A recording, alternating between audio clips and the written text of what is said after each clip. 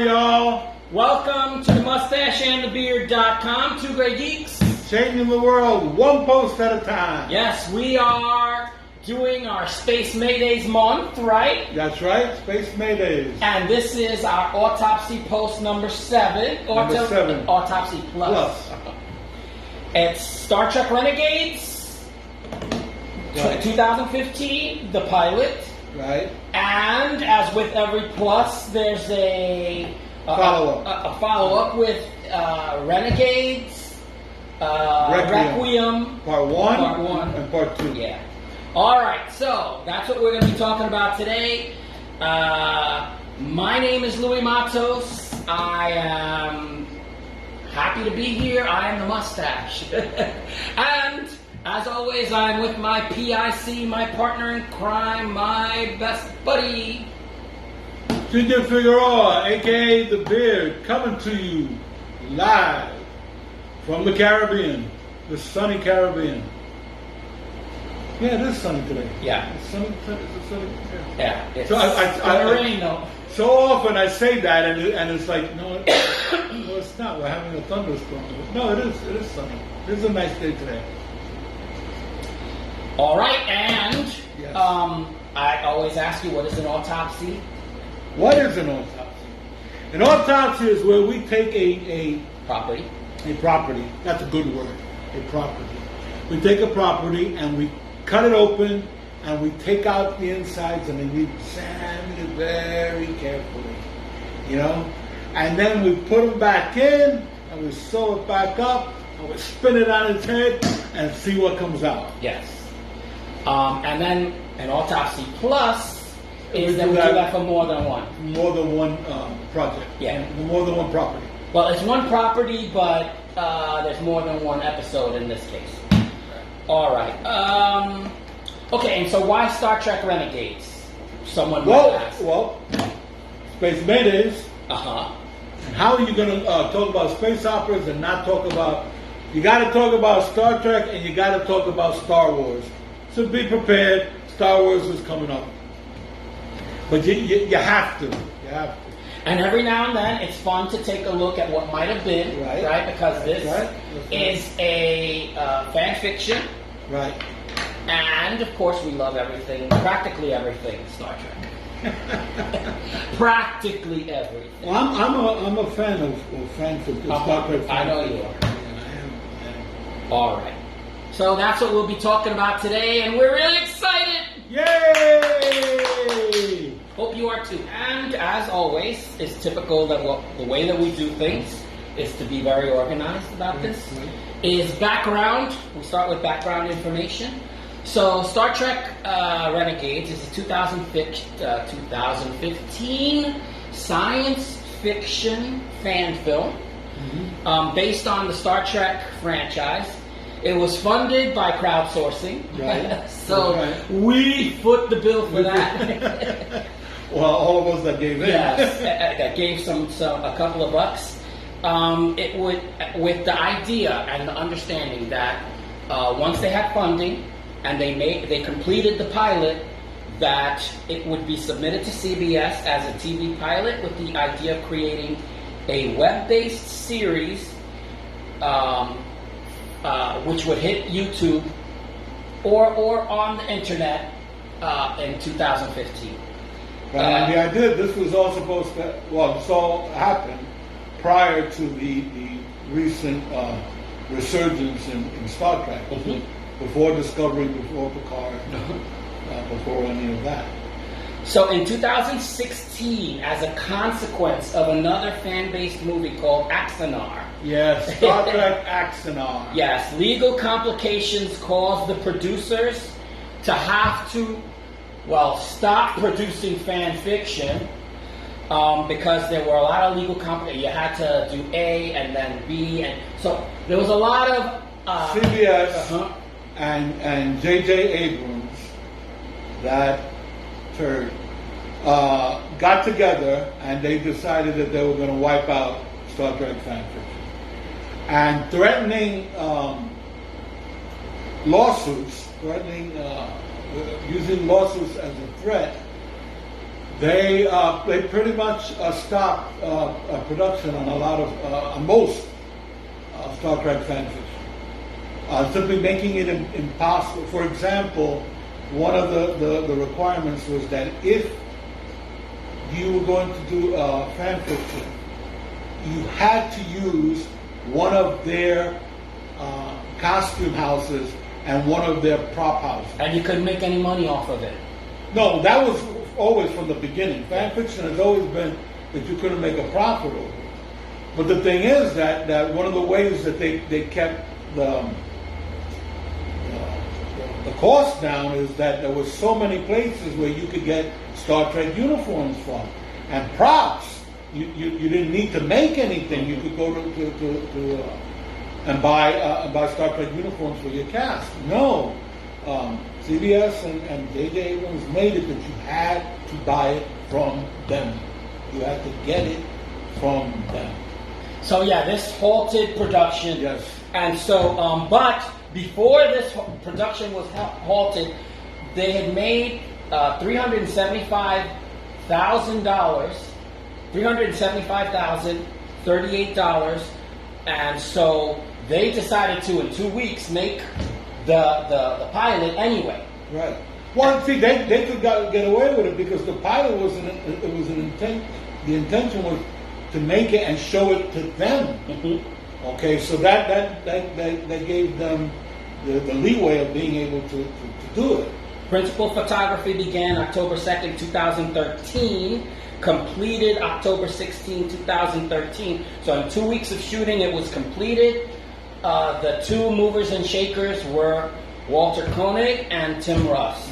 Okay, so they were the ones that, because Tim Russ had made other fan fiction movies, he was going to direct. Right. So that's where we are before we move on to the cast. Is that everything you want? Everything is copacetic, okay? Everything's copacetic. So anyway, we had a conversation just a couple of seconds ago about the pronunciation of either Koenig, Walter Koenig, or Walter Koenig. Take your pick. Yeah, take your pick. I'm probably going to say Koenig because that's what I normally say. So the cast. We usually go into the cast before then we go to the plot. The cast, it's great to see a lot of familiar faces. Right, a lot of Star Trek alumni. Yes. So Walter Koenig as Admiral Pavel Chekhov, and this is before they said no, you can't use you can't play with our toys. Right. And then we had, so yes, everybody knows Pavel Chekhov. I mean, and let's be clear. If you are a fan of Star Trek, and I mean a real fan, I not to say that you can't be a fan and love Star Trek, but there are die-hard crazy Star Trek fans, and there are fans that if they see it on, I want to watch that. I want to watch this. I like this show. All right, so making that distinction. So, if you are a geek Star Trek fan, this is going to get your yayas. Right, of course. All right, so, and Adrienne Wilkinson as Captain Lexa Singh. So, yeah, so she is supposed to be the daughter of Khan Noonien Singh. Uh-huh. Khan's daughter. Yes. So, and Adrienne Wilkinson is known to sci-fi fans.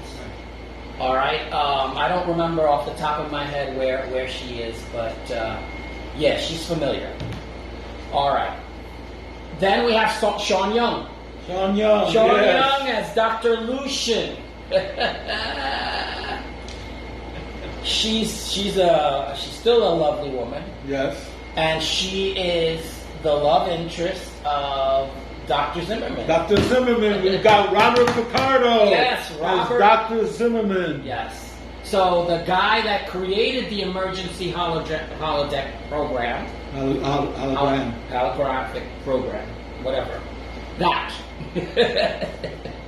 Yeah, that guy is in this movie as well. Right. So Robert Picardo. Robert Picardo. And for other Star Trek loving fans is Manu Intiraymi. as Icheb, Icheb the former Borg. from Voyager. Uh-huh. Star Trek Voyager. Uh-huh. Yeah. So yeah, cool. We have Icheb. All right, and then we have Gary Graham as Ragnar. Another familiar face from not from Star Trek, but from sci-fi. He's an Enterprise. Oh, is he an Enterprise? He's one of the Vulcans in the first episode that's arguing with Archer. That's right. Uh-huh. And he's also Alienation. Alienation, one which of is the one, my favorite shows. The TV show, 2 seasons. Detective Matthew Sykes. Yes, Matthew Sykes. Thank you.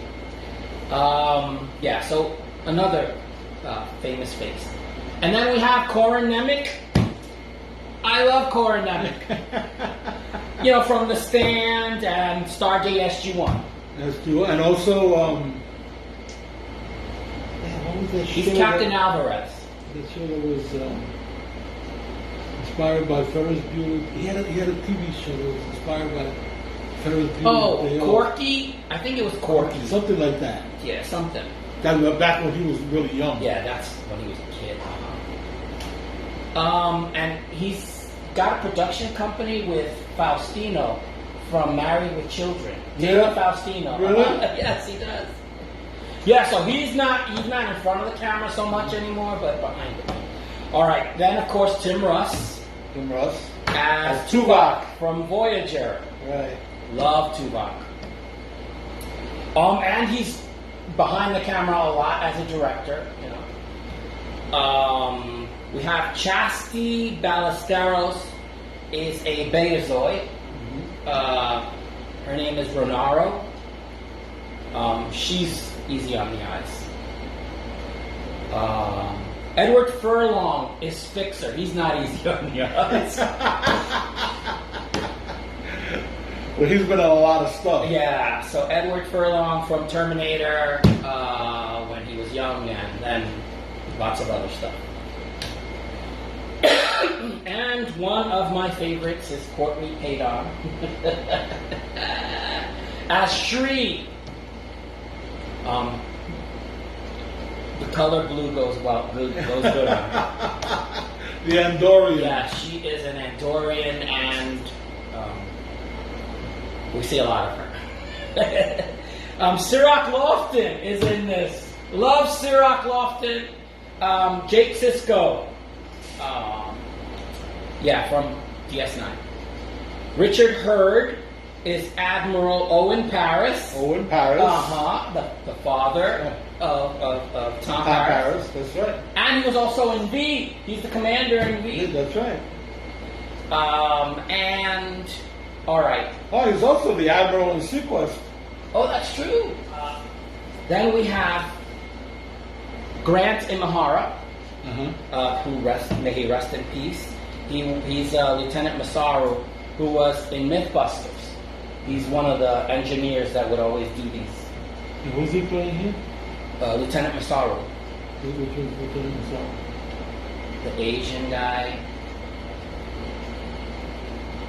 Which one? Well, I don't want to tell you on... The one that's briefing them? Yes. I didn't know he passed away. Yeah, he passed away, yeah. He's one of the Mythbusters, yeah.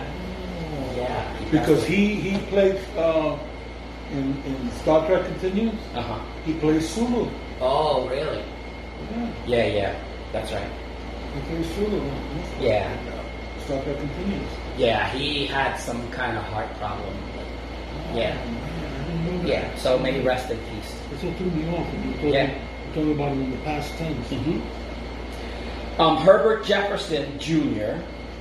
is Admiral Grant Satterley, who's Boomer from Battlestar Galactica. I have one more. Oh, do you? The Cardassian in the prison with okay. And then she goes with him. Yeah. He plays Kirk on Star Trek Continues. Oh, really? He's Captain Kirk on Star Trek Continues. I forget his name. Vic Magnolia.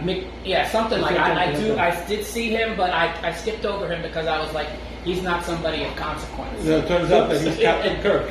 Okay, so he is consequential. All right. So we'll stop here with the cast, and I'll move it to you for you to give the story beats.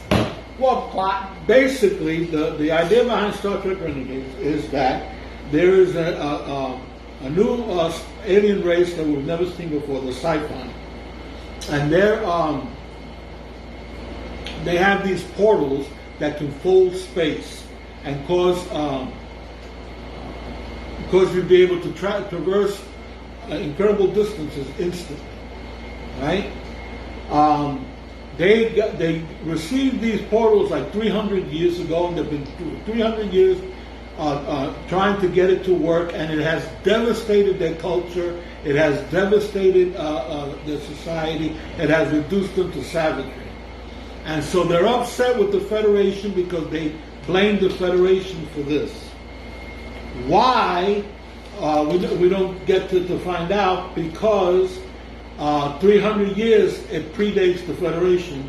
So why are they blaming the Federation? Obviously, it was left for that to be answered later on. Mm-hmm. It's never going to be answered, but it was left to be answered later on. Anyway, back home on Earth, in the Federation, Admiral Chekhov is now the head of security, of Starfleet security, and Tuvok is the head of Section 31, which has just been reorganized. Supposedly they fixed it. They fixed Section 31 because, as a Star Trek fan, Section 31 has always been shady and often the bad guys. So Tuvok is the new head of Section 31, but it's a friendlier Section 31. Anyway, Chekhov is convinced that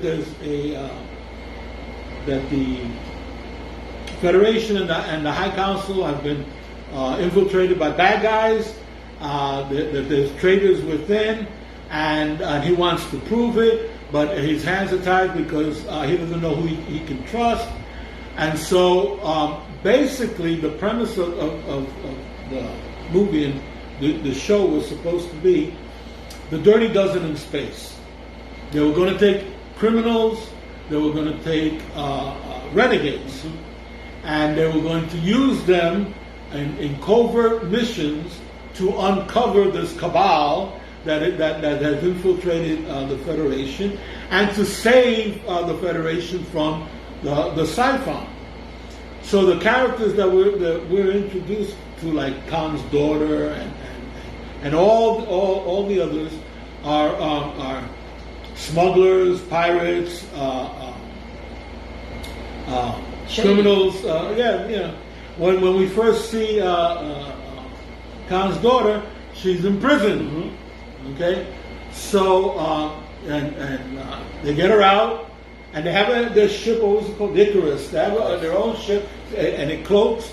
They have their own ship, and the idea is for them to run missions for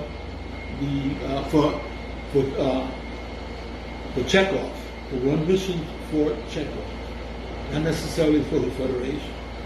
And in the pilot, they save the Earth, and they save the Federation from the Siphon and from their. I don't want to tell you how they do it because there's spoilers, but they do make the universe safe again, and they set it up for subsequent adventures. Dislikes and likes is where we normally come to after your plot. So let's do one of your dislikes. Okay, before that, I just want to say this. Oh, okay. Right? When this first came out on YouTube, and I saw it, I really liked it. I really liked it. But then, I hadn't had any Star Trek for a long time. you know what I mean? Yeah. And then as a Star Trek geek, you're like, wow, look, Chekhov. Wow, look, Tuvok. So Discovery messed you up. Yes. Now we've got Discovery, we've got Picard, we've got Strange New And it's Worlds. so high tech. And I go back and I watched Renegades again for this post, and I'm like, ooh. Okay. You know, one of the, so my first dislike is going to be that despite the tender loving care, and you can tell that the people who made this, both in front of the camera and behind the camera, really love Star Trek, and they love doing this. Right? You can tell it's a labor of love. But despite that, it's kind of cheesy in a lot of places. You know, I give you one glaring example. Here you have actors of the caliber of Sean Young and Gary Graham. And I mention them because there's a scene, there's an important sequence, not just a scene, there's an important sequence towards the end of the pilot with the two of them. Okay? Now, come on, you can't argue about Sean Young's acting ability. You can't argue about Gary Graham's acting ability. But in that sequence, they come across like amateurs, like if it was, you know, so obviously fan fiction, but not professional actors.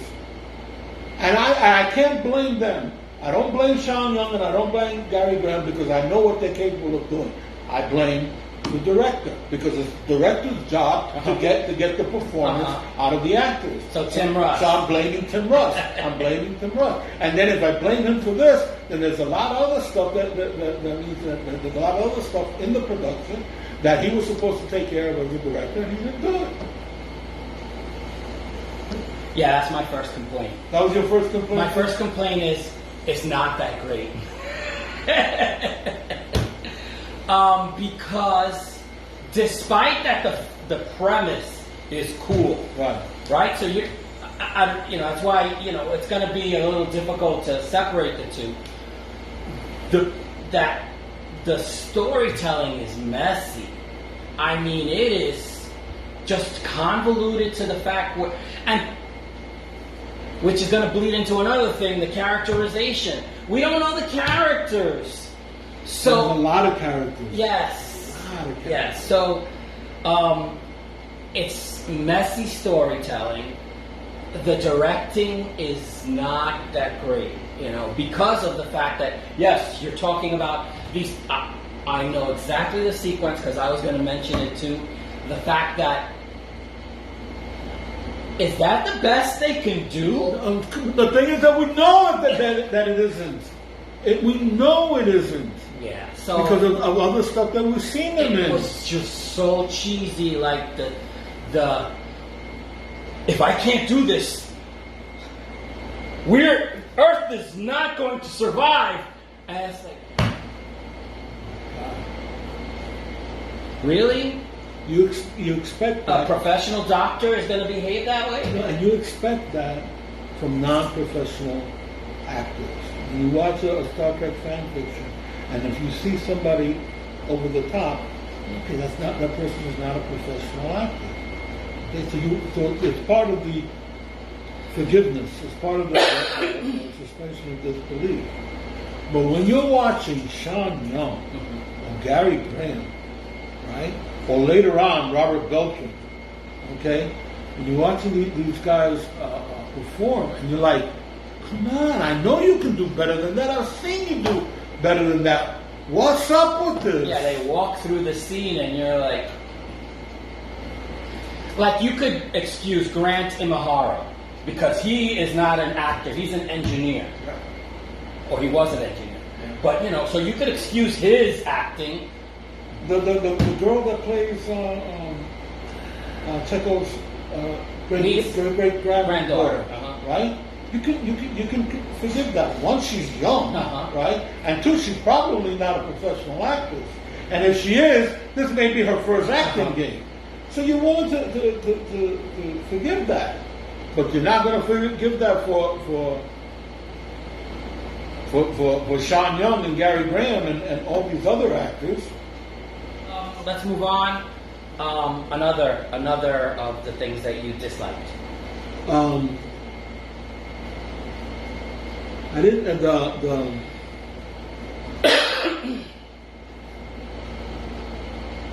I found this guy, the captain.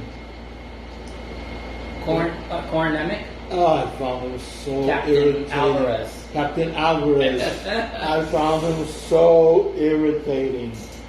Oh my God! Now I get it, because the bad guys are good guys, so you got to make the good guys bad guys. Mm-hmm.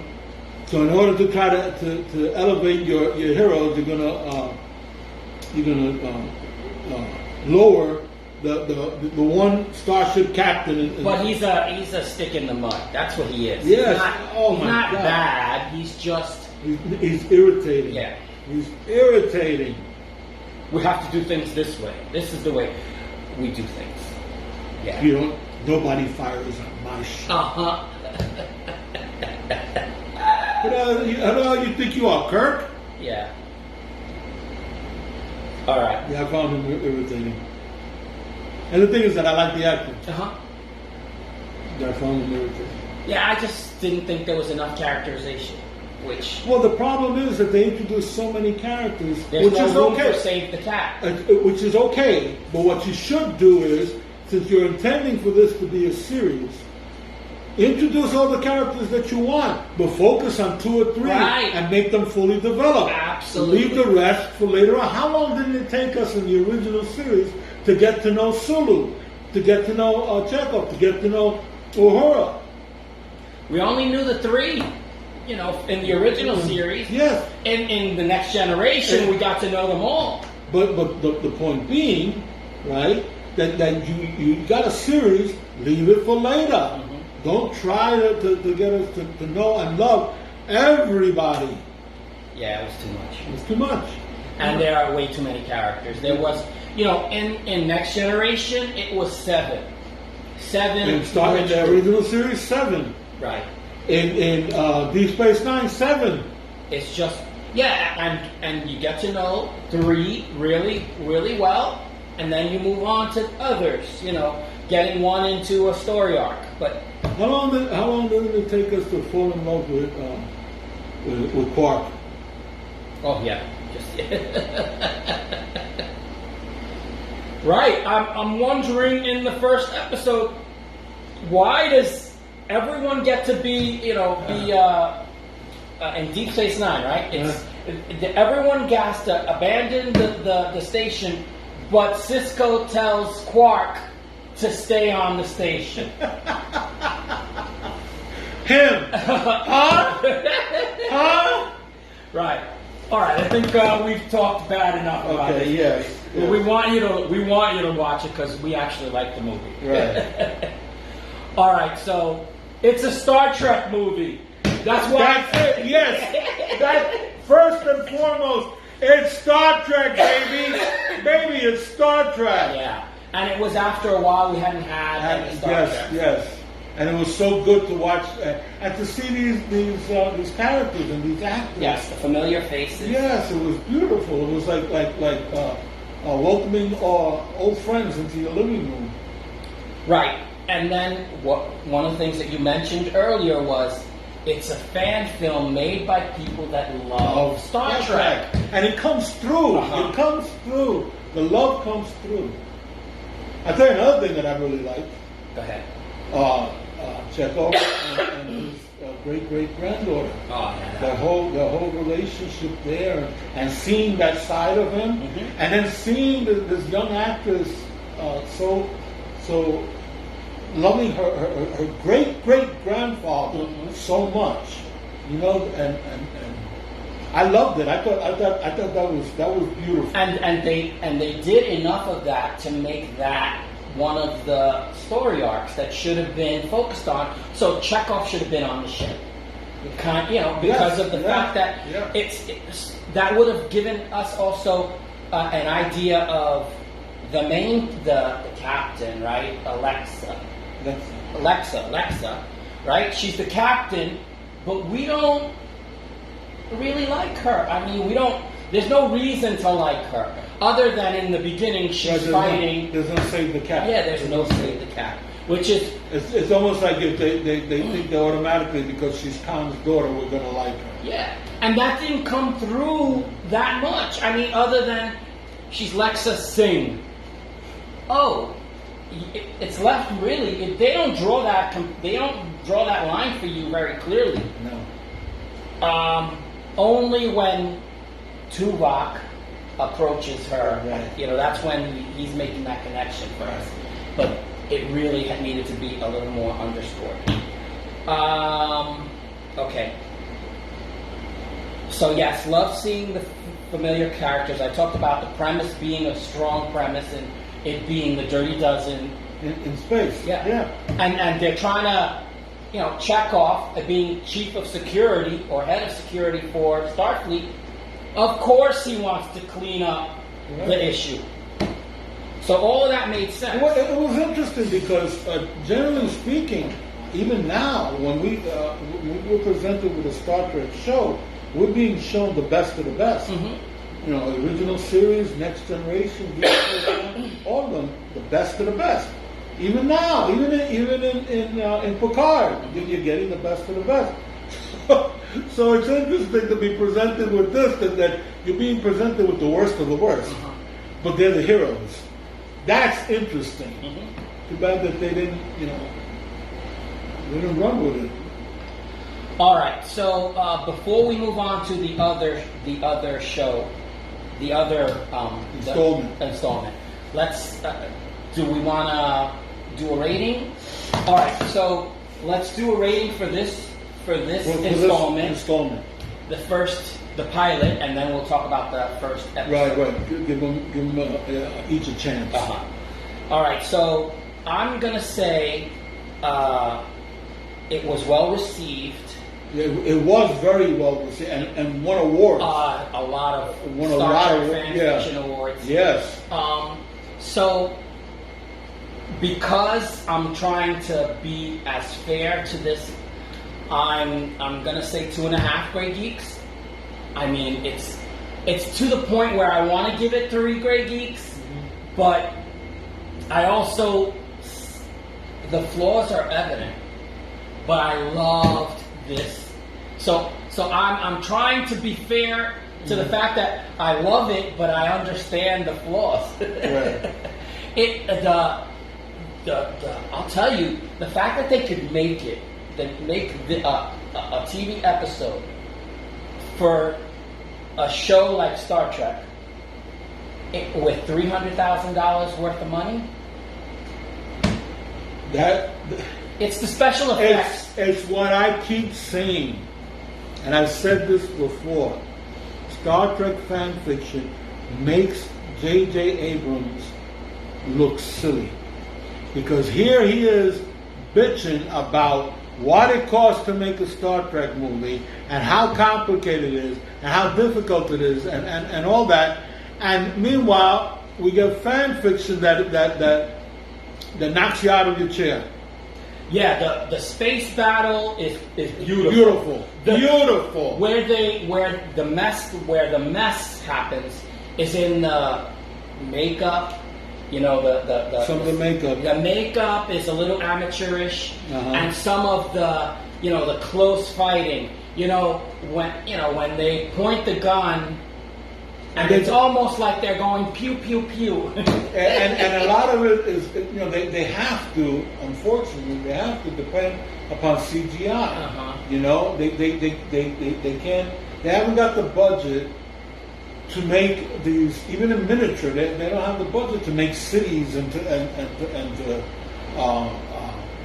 make an underground cavern, and they're forced to go with CGI. Yeah. And we're not used to that in Star Trek. We're not used to that. No. So when you see this, you're like, it's a little unsettling. But it's why I think it's one of those things that you have to forgive them for. Yeah. So that's why 2.5 Grey Geeks for me. What say you? I agree with you. I'm giving it 3. Okay. 3 Grey Geeks. Yeah, it's in there. Yeah, 3. In other words, I'm saying it's good. Uh-huh. 1 is poor, 2 is fair, 3 is good. Uh-huh. I'm saying it's good. Uh-huh. It is good. It is good. And I want you to watch it. As a Star Trek fan, as a sci-fi fan, as a space opera fan, if you haven't seen it, watch it. Watch it. It's worth the watch. But if you're expecting perfection, yeah, you're not gonna get that. You're not gonna get it. Yeah, so that's why you gotta try and your expectations. Yeah, we're trying to prepare you. Yes, is what it is. We want you to enjoy it. This is what we're trying to do. Love the familiar faces. I'll tell you, for me, that was the greatest part. Yes, absolutely, absolutely. All right, so we know that the lawsuit happened, so that now. Well, when they presented the pilot to CBS rejected the pilot. So now the pilot was made, and it was made with their okay, so they could put the pilot on YouTube and show it to the fans, which they did. And you see the awards that they it loved won, it. and everybody loved it. So they wanted to go ahead on their own with doing this as a show. But if they did that, they no longer had the blessing of CBS. So they're forced to take out everything that is Star Trek. Everything that is Star Trek. They had to suck it out. That's why the next one is called Renegades. Not Star Trek Renegades. It's called Renegades. The Requiem. The Requiem. And part 1. Because they expected to be able to make more of them. Well, they did. They made a part 2. But we can't see part 2. No, it's on there. Oh, it was there? Yeah, it's on there. I didn't get But they advertised for a part 3. Not a part 3. Episode. I'm the Terra, son of Renegades. And no, it hasn't. Nothing has come of it. Because it's not Star Trek anymore. Yeah, they had to take the label off, and with the label, they took everything that was Star Trek. For example, it's no longer the Federation; it's the Confederation. Okay, Tuvok does not have pointed ears. He does not have arched eyebrows. The Andorian lost her antenna. It's not. All right, so let me tell you, Requiem, right? The first 2 episodes were supposed to be called Requiem. Yeah. And the reason why it was so short, again, that thing about Axonon, it limited the amount of time that you can use. Okay. All right, so Requiem is an act of remembrance, and this was supposed to be Nichelle Nichols' final acting performance. So it was supposed to be a farewell to Uhura, but with them taking all of Star Trek, Uhura is no longer Uhura. Right. She's there, but she's not Uhura. She's Admiral Grace. Admiral Grace. Yeah. So this whole Requiem now. And it's like we get Terry Farrell, but she's not Dax. No, she's Jada. We get Robert Beltran, but he's not Chakotay. All right, so yeah, we're gonna. So this is why they taking out Nichelle Nichols. Now she's in it. It was supposed to be this big main thing, but because it's not even shown on TV other than YouTube, it kind of takes away the fact that she was supposed to say farewell to Star Trek. Again, you mentioned Terry Farrell as Jada, another Star Trek alumni. It's obvious that it was meant to be Jadzia Dax, right? But they can't call her that. No, they can't put the spots on her. So we get Terry Farrell. Even Walter Koenig is the Admiral. Yes. He's not even given a name because they can't call him Chekhov. Robert Beltran, it's obvious he's supposed to be Chakotay, but he doesn't have the tattoo. But he has a wife. Named Kate. Yes, I saw. I noticed that. Yeah, he is Cordero. Robert Beltran is Cordero. Aaron Eisenberg, God rest his soul, he's in it. Fraxnor. He's not Nog. Not Nog. He's Fraxnor. Sirach Lofton is in it. He's Jacob. No last name. Jacob. All right. But you notice how much he looks like Cisco in the show. Absolutely. And the last person I want to mention is Hannah Hattie, who is Molly O'Brien on the show. So yeah, so you have this little Asian, young Asian girl that's selling ice cream. Again, they wanted to. Again, the love. They wanted to. They're just like Star Trek. But you're not allowed to call it Star Trek because of the severe limitation placed on them. Requiem comes across as like they jumped the shark from Star Trek Renegades. You know, so a lot of what you liked about Renegades, it doesn't have. Yeah, it takes the bite. And so we're giving it low. Star Trek Renegades giving it low points. Now you wind up giving it even less. So this. What do you want to say about this? Well, because they were forced to take out anything Star Trek. Yeah. They actually wind up changing the premise because they've cut their ties. Tuvok sets them free. So if the show was to continue, it was going to continue just with them in the ship, not taking orders from the Federation or the Confederation, but they're just their adventures out in space, obviously not interacting with any known aliens from Star Trek. It was going to be, and to that purpose, they killed off a lot of characters. I'm glad you said that because I was like, oh, don't spoil it. They oh, you know. Lord have mercy. Just. But it's. I'm not mentioning the characters that get killed off. I'm just saying that they kill off. No, I know. But what they're doing is that they're cutting their ties. They're cutting their ties with Star Trek, so that they remain with a crew, a cast and a crew that is Star Trek free, Star Trek fresh, right? But in doing that, if I feel like they jumped the shark because you taken away what was appealing to me. Yeah. You took away what appealed to me. In trying to save it, you kind of threw out the baby with the bathwater. Yeah. So if you think I gave low for Star Trek Renegades, you don't want to know what I'd give Requiem. All right. Yeah, I gave points to the fact that they tried, but yeah, it's not. I watched both together. I didn't watch the follow-up because they had already taken out the part that I loved about Requiem was that it was going to be Nichelle Nichols. It was going to be a farewell to Uhura, and then it's a farewell to the actress, which got, we love Nichelle Nichols, but, you kind of messed up the whole Requiem part. Yes, you did. Yeah, so so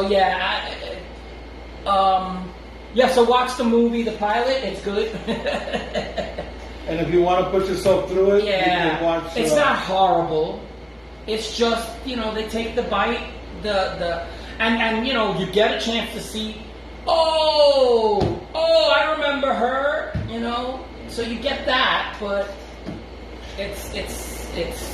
it kind of makes us end this on a low note. No, I don't like doing that. Yeah, we don't like doing that.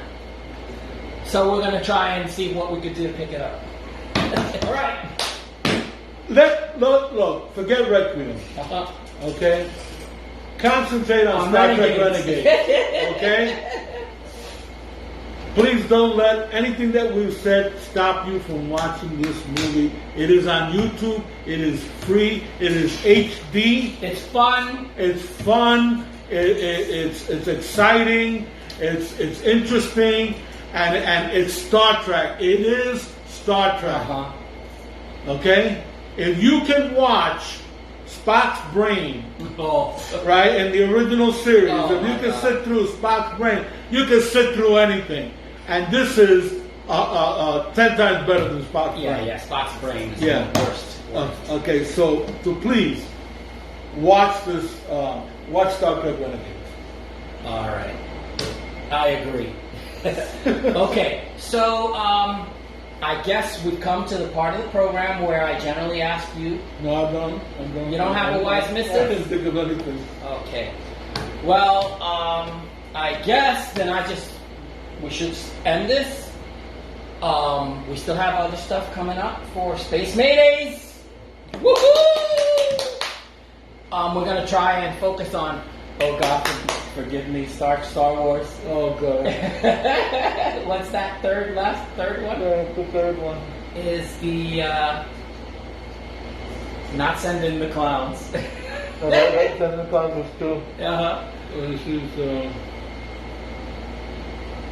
Revenge? No. Revenge of the Sith. No, that's in the ninth.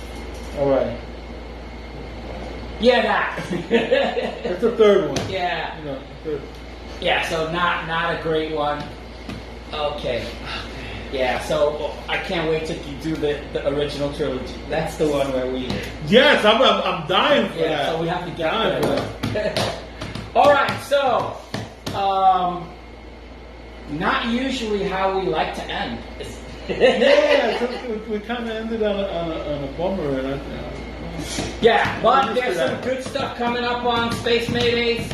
I know you have a post ready for Jerry Anderson and Fireball XL5. Fireball XL5. I'm looking forward to that. And next week we have some other great stuff. So I want to say, with that having been said, we like to say thank you for watching. We love you very much. Love you. Thank you for coming. Thank you for being with us. Yeah, we hope that even this is not one of our best videos. No, it's a good video. We're not used to ending on a down note. Yeah. But, so, my name is Louis Matos. I am the Mustache. Junior Figueroa. I beat the beard. We say see you later. Hasta la vista. Take it easy. Peace.